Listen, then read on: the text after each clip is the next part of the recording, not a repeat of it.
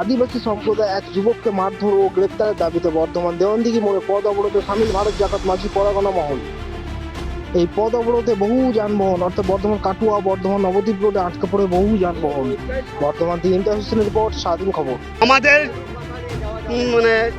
আদিবাসী যারা বাঙালি মানুষ তারা আমাদের মাঝি বাবাকে বাড়িতে গিয়ে ধরন মেরে আবার টেনে হিঁচড়ে তাদের গ্রামের মধ্যে নিয়ে গেছে এবং প্রাণে মারার হুমকি দিয়েছে এবং গ্রাম থেকে সবাইকে মেরে তাড়িয়ে দেবে এরকমভাবে হুমকি দিয়েছে।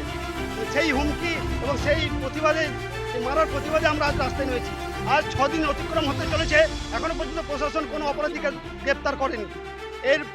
এই কারণেই আমরা আজ রাস্তায় নেমে এসেছি। আমরা চাই অপরাধীদের সাজা হোক, ওদেরকে অবিলম্বে ধরা হোক। তার জন্য প্রশাসন রয়েছে, প্রশাসন বুঝবে। প্রশাসনের কাছে আমরা জোরহাট করে আমরা এফআইআর করেছি, তাদের কাছে অনুরোধ রেখেছি, ওনারা কেন কাজ করেননি। প্রশাসন আমাদের সঙ্গে বিশ্বাসঘাতকতা করছে, আমাদেরকে ধোঁকাবাজি করছে আমাদের সাথে। আমার নাম বিনোদ সরেন।